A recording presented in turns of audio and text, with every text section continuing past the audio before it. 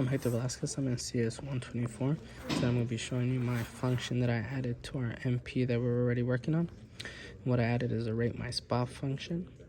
And this is how it works. So you pick a random spot, pick this one, and then it allows you to rate it. So you have three options: thumbs down, neutral, and thumbs up. What makes this different than other raters is that if you thumbs it down, it will actually remove the marker. If you hit neutral or thumbs up, it will keep the marker. So if we hit thumbs down, as you can see, the marker's gone. Now if we pick another random point, we're to rate it, say thumbs up. Oh. Well, if we were to rate it thumbs up, oh, okay, when it comes back.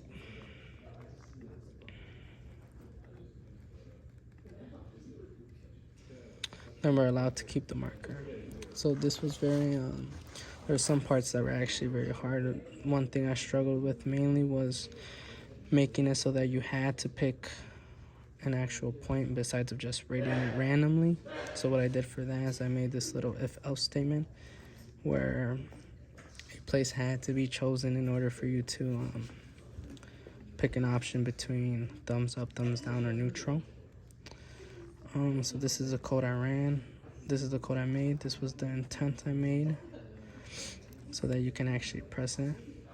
I made my own class so that I can actually save the content view, and this allowed me to actually make my own layout. This is where I made my buttons, located here, in which it's used to either keep the markers or lose the markers.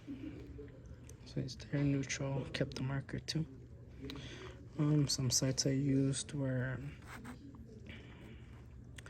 this one, which it was actually me first trying to figure out how to make the markers clickable, and that helped me because it allowed me to pick a certain marker.